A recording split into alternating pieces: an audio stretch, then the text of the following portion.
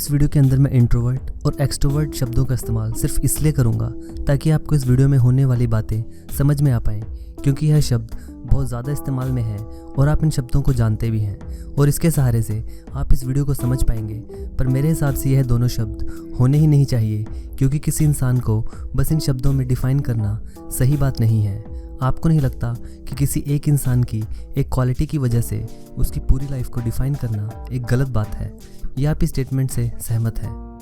नमस्कार दोस्तों, mystery TV India के आज के एपिसोड में आप सभी का स्वागत है। और आज हम बात करने वाले हैं, जो इंसान पढ़ाकू होता है उसको हम इंट्रोवर्ट कहकर उसका किसी और चीज़ों में रुचि ना लेने के कारण स्वभाव को शायद लोग आम नज़रिए से नहीं देख पाते।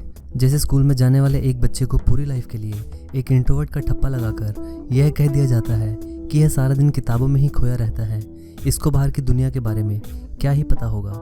या फिर आज की लैंग्वेज में जिसे कि नॉट कूल बोला जाता है। और वहीं दूसरी तरफ जो इंसानों से जितनी ज़्यादा बात करता है और खुलकर बात करता है, चाहे बातों में उसकी कोई सेंस बन भी रही हो या नहीं, पर उसे ही कूल होने का टैग दे दिया जाता है। या फिर ये कहकर उसका ज़्यादा बखान किया जाता है कि यह इंसान एक एक्सट्रोवर्ट है। अगर यह पढ़ाई भी ना कर पाया तो यह अपने जीवन के साथ कुछ ना कुछ अच्छा ज़रूर कर लेगा। और यहाँ पर मेरा कूल और नॉट कूल कहने का मतलब यह नहीं है कि पढ़ने वाले बच्चे को भी कूल बोला जाए तो वो सही होगा।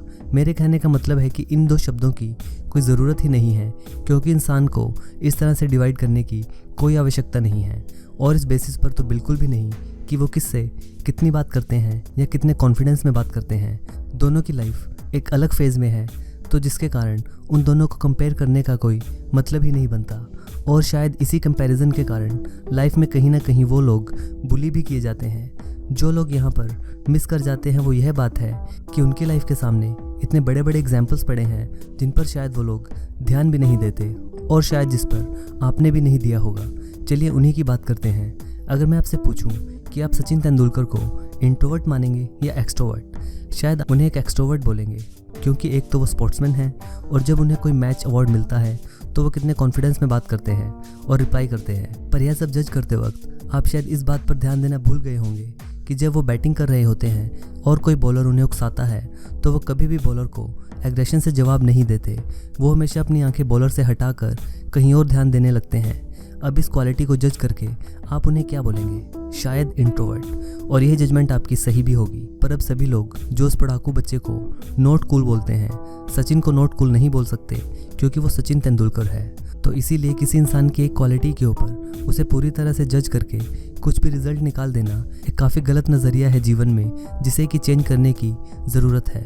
जैसे कि एक्सट्रोवर्ट को ज़्यादा एक्सप्रेसिव बोला जाता है, तो अगर आपको ज़्यादा एक्सप्रेसिव होना है, मतलब आप चाहते हो ज़्यादा से ज़्यादा लोग आपको सुने, तो उसके लिए आपको ज़्यादा लोगों को इम्प्रेस भी करना पड़ेगा अपनी बातों से, जिससे कभी ना कभी आपको वो बातें भी बोलनी पड़ेंगी जो शायद आप सच में मीन भी ना कर रहे हों, पर क्योंकि आपको लोगों को खुश करना है तो आपको वो बातें बोलनी पड़ेंगी।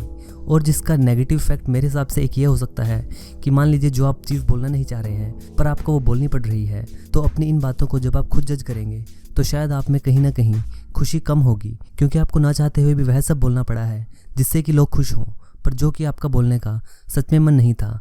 तो कहीं ना कहीं ये इंटरनल हैप्पीनेस को ज़रूर ख़त्म करता है। शायद मेरे को ख़त्म वर्ड का इस्तेमाल नहीं करना चाहिए, शायद कम करता है। पर वहीं इंट्रोवर्ट्स के जीवन में ऐसी कोई चुनौती नहीं है।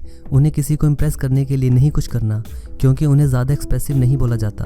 तो जिसके कारण एक बात तो मैं दावे के साथ कह सकता हूँ कि इंट्रोवर्ट लोग चाहे जीवन में ज़्यादा सक्सेसफुल ना हो पाएँ, पर एक बात पक्की है कि वो अपने जीवन में खुश सबसे ज़्यादा होते हैं। और शायद जीवन में खुशी पाना ही सबसे बड़ी जीत है। और वैसे आपकी जानकारी के लिए बताना चाहूँगा कि जो भी लोग इंट्रोवर्ट्स और एक्सट्रोवर्ट्स को लेकर एक्सपेरिमेंट्स किए गए हैं, उनमें लगभग 60% से ज़्यादा लोग इंट्रोवर्ट माने गए हैं, जो कि अपने जीवन में सफल हुए हैं एक्सट्रोवर्ट्स के मुकाबले।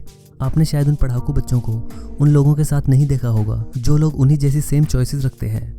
आपको उनके ग्रुप पर ध्यान देना चाहिए और आप उन्हें जान पाएंगे कि वो आपस में कितने ज़्यादा एक्सप्रेसिव होते हैं।